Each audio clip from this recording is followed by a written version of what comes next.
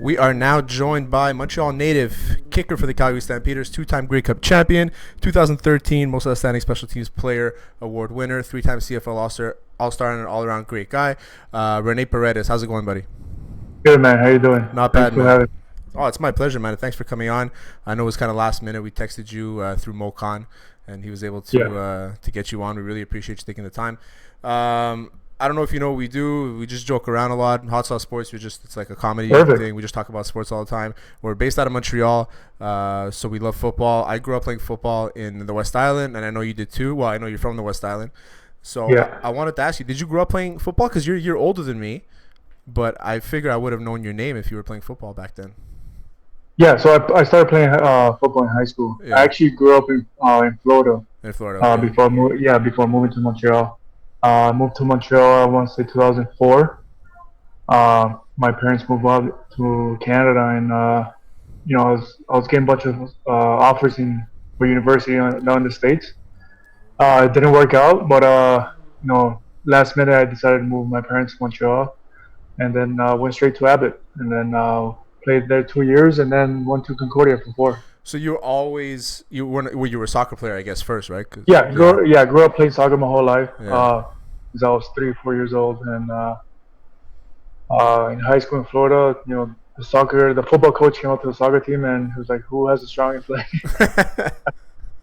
For some reason, everybody pointed at me. I was like, I took a couple months to make a decision, and I'm glad I did.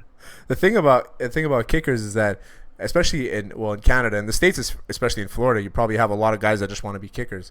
But in Montreal, I found, like, growing up, we always found the soccer guy or the guy who didn't really play that much that had the biggest leg, and it was like I punted. I was playing middle linebacker. I was playing fullback. I was punter, and it was like this whole thing growing up. Like, we never really had a guy. And then I find everybody plays everything when they're young. So yeah, that's it. But then it's like, I remember even at Vanier too, our kicker was a soccer player, and then he quit the team, so we had to put our safety as a kicker when I played soccer. Right. And so it's not something that a lot of kids kind of dream to be. But what was the biggest, let's say, culture shock when you came from Florida to Montreal, other than the weather? Well, the weather, right? And also the football. The football in the States is just completely different to what Canada is. I'll say this: since I moved here in 2004, the football level has increased tremendously, right? I mean, when you're in Florida and Miami, and you're playing with 5-star high school players, they all go to UM and then UF or FSU right after. It's huge, but I seen the game here in Canada grow tremendously, especially the last five years. Yeah, and I think Canada is doing a great job by doing that. I always said that there's so much unseen talent, especially in Quebec. I think Quebec has like the most players active in the NFL out of every province, and I really feel like there's a lot of unseen talent here, especially in Canada, but especially in Quebec. There's a lot of guys that I grew up with that could have been, who knows what they could have been, but now it's a lot more. Like, I run a prep school showcase for hockey, and I know there's a lot of scouts that are looking for football players now, so the names are getting out there. And it's important. It's important for us to get those names out there, right? Yeah, for sure. And I think the Q is is the best conference, university wise in Canada.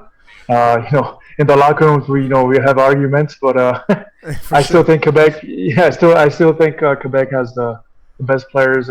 Usually, the CFL. I think you have the most pro players as well. Yeah. Exactly. I know the Dinos are lately they've been pretty good with that, but you got a lot of Laval guys. The Dinos, Montreal guys for sure. The Dinos are they're such a dynasty. They're such a good organization, right? They're such a good program that. But when I talk about individual players, I feel like Quebec is probably the best if you talk about individual talent, right? Yeah, individual, individual, and as a conference, I think the level is better as well. As the Concordia, they're kind of at the lower end right now, but they always produce excellent talent. You know what I mean? Just pure talent. I mean, my 4 years there, we had tremendous players. I mean, Corey Greenwood, Sammy Alcroy. You have so many names. Yeah. Liam Mahoney. I mean, I could go on and on. Yeah, Liam was Uh, sick. yeah, he was. I was actually gonna And mention him. I didn't really realize. I mean, the thing about Liam, I grew up playing with Liam, so I know Liam a long time. We're really good friends still to this day. And Liam is one of those guys. I talk about it with Marco Briette. He's one of those guys who was probably like the most underrated player that was on the field. One of the most athletic guys I've ever seen. 100%. And then when we both got signed to Winnipeg. We Mm-hmm. were our rookie years. We were roommates doing training camp, and I think that injury hurt him. And I think he was way better than the other Canadian they drafted. I think since he I'm got drawing a drafted earlier, I'm drawing a blank. Etienne, I can't remember his name, Etienne something, but I mean, Liam should have made that team. That's 100%. He didn't. Injury hurt him, Yeah. and back then it was roster spots were limited compared to now. So, and most of the times, if you get hurt, they gotta replace you quick, right? So they need Liam somebody in the field. Liam was a tough guy too. I remember coming to watch him play at Concordia. He was playing quarterback. Remember, I always say the story about it. He got lit up on the sideline, like destroyed, and Oh he's, yeah, he's I bleeding. remember. He's bleeding on his chin, and he gets up, and he's like, "Whoa!" He's just yelling at the guy's face, and Liam is such a calm guy off the field, right? But when he puts the Yeah, helmet on, he's different. But that team, you mentioned it, man. Sam Yockel, Corey Greenwood, like that Concordia team was good, and like it brings back to my point, those individual talented players, right? And then you look at Montreal now, what they're doing, University of Montreal, what they're doing. Laval, we could talk about them for days. It's yeah, yeah. it's probably one of the best. So if you were to compare, so when you said in the locker room, you guys talk smack to each other about who's the best. Consensus, I guess you would say, is the Q.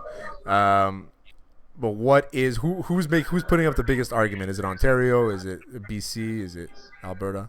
Yeah, definitely Ontario. They Ontario, they yeah. think they're the best. Yeah. Always, even in hockey too, it's the same thing. They always think they're the Right, best. Yeah. right. So it's But I it's mean, they do have a good conference. But I mean, you could debate it all. All conferences are good. I think yeah. except for the Atlantic.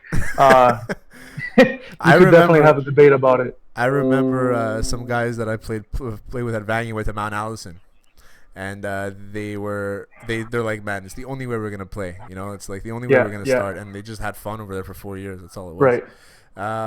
So we'll talk about the CFL and what's going on now. Did you guys get any news? I don't know if the CFLPA is met or whatever it is. Did you guys get any news on when you're gonna start going to camp and things like that? Actually, we got an email today from the PA saying that the CFL finally reached out with a proposal. Mm-hmm. They didn't tell us what it is. The CFL received it today, and they're gonna look over it and see what they say. Yeah. So we finally got some I guess good news. For the past 2 or 3 weeks, the commissioner has been saying that they're being in touch with the CFLPA and they haven't. So we're happy we got some news today, and hopefully they can figure it out in the next couple weeks. I hope it starts soon. I mean, I wanna start watching. For me as an Alouettes fan, I mean, they had such good momentum going into last year. At the end of the season last year, it'd be a shame if it kind of stops, and I would love to see it. I would love to see it come to fruition. I mean, like when in terms of the Alouettes, and we could probably shine some light on it. They looked good towards the end of the season. The fact that they snuck into the playoffs and VA looked amazing, and they brought a lot of hope back into the city, because for the last few years, Montreal was not able to fill up the stadium. Right. It wasn't looking good. They were kind of on a downhill, and I mean, you've been in the city since 2004. You know what the Alouettes mean to the city. What were your thoughts on seeing them kind of rising back up?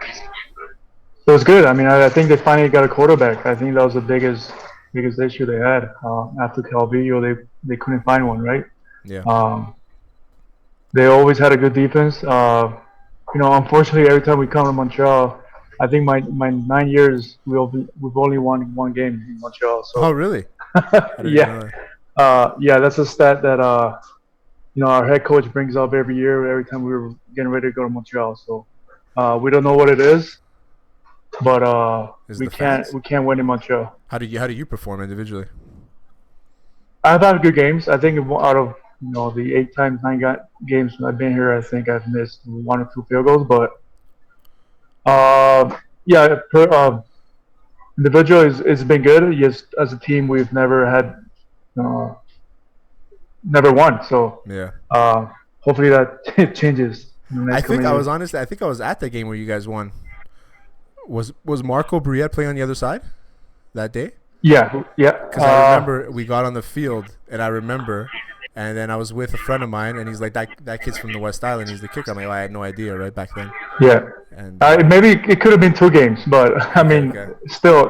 I mean, out of 9 years, there's been 2 games, and I I don't know what it is, man. Yeah, man. It's one of those things, right? You can't put a finger on it. It is what it is. But the CFL is so tight, right? Every team could beat anybody at any time. Yeah, When you have yeah, 9 teams, it's not. You're not playing against 30, right? So it's like one day, even if it's, let's say, the Blue Bombers in their last place or whoever it is, they'll probably lose to the Red Blacks, or yeah, they'll spank the eventual CFL champs. Like, it's not, if you're the CFL winner, you're fighting, you're at the battle, and that's the thing that I like about the CFL, is that every game is up in the air, and high yeah, scoring, high things like that, and it's high flying. There's a lot of passing. Obviously, there's some rules that a lot of people prefer in the NFL, but at the end of the day, it's a different sport. I tell people, like, it's not the same sport. It's just because they throw the football the same way, it doesn't mean it's the same sport, right? yeah. And it's hard to win. I mean, you could look at us. We went 3 straight Grey Cups, and our first two that we lost to 500, you know, games now teams, right? Yeah, We lost to Ottawa, who were I think 500, and the next year to Toronto, who were I think 9-7 or whatever it was. yeah, So anybody could win. It doesn't matter. You had the best record in the CFL history that we did. I think 17, mm, and we still lost the Grey Cup. So yeah. uh, that's just how the CFL game is, and that's what's so good about it, right? Anybody could win the Grey Cup. Who's the one guy you wouldn't kick a ball to? Like, if you see him on the field, you're saying, "Fuck this shit, I'm not kicking it to him." Oh man, fuck. There's so many. Are we saying Chad Owens? Are we saying I'm drawing a blank? Corey Banks? Are we saying It's definitely Speedy Brandon Banks. Brandon That Banks? guy. Sorry, not Corey So Banks. yeah, so he took one to the house last year on a missed field goal. Mm. Um, Man, He's Chris tiny. Rene, you got so many. Yeah, yeah, tiny, but he's fast. Yeah, He's fast. That's one guy that every time we had to play them, we had to make sure we punted the ball well, and we had to make sure we kick those field goals, right? So, yeah. yeah, I mean, there's so many. I mean, I've played so many years. So Brandon I Banks mean, is a good guess. Chad Owens is another one. You said Chris Rainey. Chris Rainey, man. Chris Rene is good. Yeah, Back in the day, I mean, growing up, Chris Rainey was like one of the best high school football players. And then, yeah. when he came to the CFL, I was shocked how good he was. Yeah, I mean, he had a great career in Florida. Yeah. I think he went to the Steelers for a couple of years. Mm-hmm. Not sure what really happened. I think it was outside football stuff that didn't work out for him. But Yeah. ever since he's been up here in Canada, he's been turning it up. He's been thriving. So what are you doing now? What are you doing to stay active, to stay healthy, to stay ready? What are you doing? Same thing as I do every offseason to train, and I actually started kicking last week for the first time. Yeah. So I usually give myself 8 to 10 weeks before camp to start kicking, and then 4 weeks before I kick once a week, and then 2 weeks before I start ramping it up and get ready for camp. Oh, nice. Right now I'm working. Past 2 off seasons I've been working since I'm towards the end of my career. I Yeah. gotta get some some experience. Especially So for now, I just sorry. Go ahead. Go ahead. Yeah, so just working, training, and hopefully getting ready for season. Especially if if you're starting a family. I mean, it's like you can't play football the rest of your life, Yeah, right? So you got to figure yeah, out for what you're sure. gonna My career might be longer than others just because I kick, but I got 2 kids with a family, and one day it could finish, whether it's on my terms or Calgary's terms. do. So Yeah. you gotta be prepared. It's such a volatile sport, right? At any day it can end, and it's like as soon as you're only as good as your last kick in your sense, right? Yeah, One day pretty much. they can just say, listen, it's not working anymore. You missed 3 games in a row. You missed a game tying or a game winning field goal, and they can say no. And that's the thing don't people realize about pro sports in general is that at any day they can just say ciao, and that's the toughest Yeah, part about pretty staying much. consistent. Whether it's performance or contract wise, right? Yeah. You could be performing well, but your contract, little up there. So I just take like I take every year one kick at a time. Don't worry about the things I can't control, and um, I know they really like me in Calgary. Yeah. As long as I make my field goals, I'll be okay. But Um, was just I? gotta keep doing that. Yeah, for sure. I mean, keep on cracking them in. I don't think anybody's gonna have a problem. You're one of the best ones I've seen in a long time. Appreciate it. So you said you just started kicking last week. Do you kick at all during the off season, other than when you just say, "Okay, I'm gonna start today"? Like I'm like when you Yeah, I don't finish kick it? at all, man. Oh, really? Yeah, you just say I don't it's like kick you at all. don't Yeah, leave the office kind of thing. pretty much. I just leave the office. Rest my leg for a couple of weeks right after season, maybe a month. You just get on the bike, stuff like that. And then once I give 2 or 3 weeks, I start working out again. Yeah. Strengthening my legs, strengthening on my hamstrings, growing everything that I gotta do to perform, especially at this age. I'm 35, man, so Yeah, I it's gotta stay tough. strong, man. It's Yeah, tough. I'm 34. and I played 2 back-to-back days of golf, and I'm feeling it in my legs. So it's like there you go. it's one of those things. It's like hey, you can't wake up in the morning and just be okay anymore. No, Just leaning down on no. this So couch, my back is hurting me. So I know what you feel. I mean, right, to a right. lesser extent, I guess.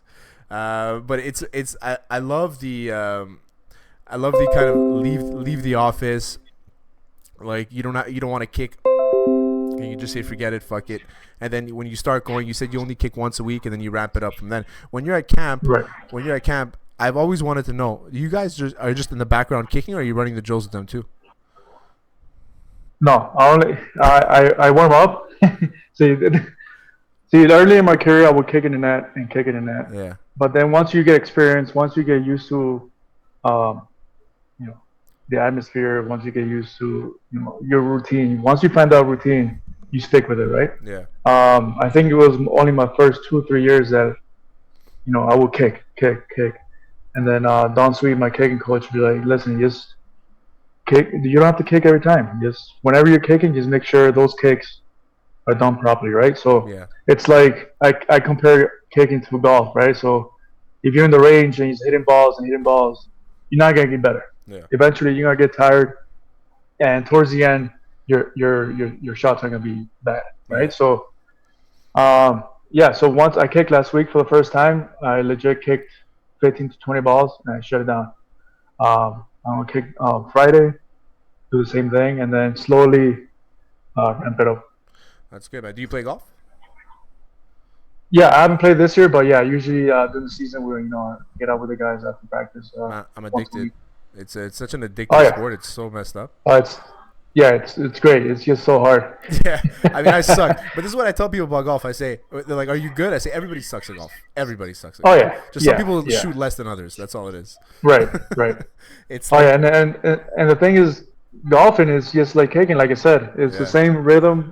Keep your head down, follow through, and for some reason, when I'm kicking, I could do all those things, but when I try to hit the ball, golf ball, it's tough, man. Like today, I hit a it's 112. tough. Yeah, Like a 112. It's almost embarrassing sometimes. And I leave it. I'm like, fuck, man. When am I gonna get out again? Like it's like I want to play right. again. Even though how bad. Sometimes you play so bad, and you're like, fuck it. I don't want to play anymore. I'm out. And then, but like with golf, I think everybody has the same thing. It's like, oh, when you're on the course and you have a bad shot, you're like, oh man, I quit, forget it. And then as soon as the round's done, you're in your car, you're like, okay, when's the next time I can play? It's Yeah. so And addictive. then the last ball you hit is perfect, so you want to come back the next day. That's it. That's exactly it. Exactly. My 18th, I parred this today. I parred the 18th today, and I had I think I had one par and one bogey and one birdie today. The rest were all doubles, and it was awful, man. Like it's not a Right. fun sport It's if you not. don't have patience. Right. Right. And that's the thing about golf I used to, when I started really playing was last year. I played like 20 rounds last year. This year I'm gonna play my 10th tomorrow, and Nice. yeah. So I want to get to like 50 or 60 this year if I can. There you go. Yeah. Fuck, man. But I have nothing else to do. Everybody's Right. out. Right. The first thing that opened was the golf courses, so I'm ready. Yeah. But I wanted to, when you come to town, I would love to do like a kind of like a kicker's challenge, me versus you. But like we give it like a give me like strokes kind of thing. You know what I mean? Like a Okay. range. So if you say you're kicking it from 50, I'll kick it from 20, and I'll see if I can nail it from there. Just a Let's challenge. do I it. want to see if I can beat you. Yeah, I'll probably be in Montreal at Christmas time, so we'll get into Dome at Concordia Oh yeah, perfect. I love it. Yeah. and have a challenge there. We get Liam to hold for us. Oh, Liam. Oh, for sure. Yeah, that'd be the best. We'll get Liam. He was We'll my get Marco the holder. He long was my snap. holder. Yeah, there you go. We'll get Marco the long snap, and we'll get Liam to hold, and we'll do Yeah, it. I love there you it. go. Let's do it, and then I'll try and cover Liam and see what happens. That probably won't end well Yeah, for that me, probably more. man. Yeah, probably your golf game might be better than So yeah, for sure. Don't tell that. Liam I said that though. So one thing is I want to ask you is that, so I asked you before who's the best kick, who's the person that you wouldn't kick to, but you played at Concordia. You know how many unknown talent. We mentioned guys like Liam. Who's the one guy that you played with, or even if you played in the CFL, that didn't pan out but could have had a really good career that you said it's too bad the guy missed the boat? Man, college, I really can't remember most of the guys. Yeah. Uh, But even in the CFL, like a guy at Calgary that came in that just something happened and didn't work out, whatever it was. yeah, I have to say Roy Finch, man. Yeah. He was a returner actually. Mm-hmm. Came in, I want to say 15, had a good season. 16, won Special Teams Player of the Year, and then got arrested in the off season. Yeah. I heard he got arrested again a couple of weeks ago. I'm not tough, sure man. for what, but yeah. So, great talent. Played at Oklahoma. I think he was in the NFL for a year or two. Didn't work out. Came up here. Ottawa cut him, and then the following year we signed him. So, I think he's probably the best returner I've seen. Oh, really? Okay. Better than Banks. Oh, really? He's 100%. Great talent. He is outside of football stuff didn't work out for him. So That happens. That happens a lot with guys that, they have some distraction on the outside of football, and it doesn't allow them to be able to make a career out of it. People say the best football players in the world don't play football. Like it's right. they're either they're either just not interested, or or something happened to them where they're in jail or whatever happened. So it's tough, man. It's tough to see guys that waste a lot of talent, and I'm happy that you take that a guy like you kind of took your opportunities and you ran with them and you made a decent career out of it. And it's nice to see. And I'll bring his name up again, Marco, a guy like Marco who played quarterback his entire life. Same thing. Quarterback his entire life, but nobody has a better work ethic than Marco. I mean, I've known him since I was 16. Oh yeah. I don't think the guy's missed a day in the gym, and even now he's retired and he's still running every day, biking every day. The other day he was swimming. He shaved his whole body so he can swim. Like, this is what Marco does. Yeah, so I think I saw a picture of this. Freaking guy, So yeah, I mean, I used to, my first couple of years in the league, me, Liam, and Marco used to train together with Mike. At Mike Alfonso's gym, yeah. Yeah, so I mean, I saw Marco work out. He's, the gym, he was there. He was the first one there, the last one out. So of course, there's a big picture of him in the background. That's why he wanted to go to the gym all the time, so he can see himself. Remember that freaking massive poster they had of him? Yeah. that gym was good. Yeah, I haven't been in that gym in a couple of years, but I haven't talked to Mike for a while. But yeah, I haven't spoken to him either in a while. It's I'll probably text him this week. Yeah, but he's got a good thing going there. Yeah, he does. He's I know he's a bunch of high school, CJ kids, a lot of, all football players, and he has good customers. He's there with Matthew Bond, and they train a lot of guys, and and they know what they're doing. Bondi and Alfonso, they're smart guys when it comes to that kind of thing. And they're pretty good. Yeah, and that's what you need, especially for a guy like you. I remember actually, now that you reminded me, I remember Alfonso was telling us what he would do with you, and remember that machine, I think he calls it the air flyer there, where you're kind of leaning down. Man, he put me through one of those. I puked. Man, it was like, he doesn't give a shit. He's just gonna. And Alfonso turns on a switch where it's like, on a day to day, you talk to him, you're like, okay, he's a regular guy or whatever. But then when he starts talking about training, he turns on this switch and he becomes this different person.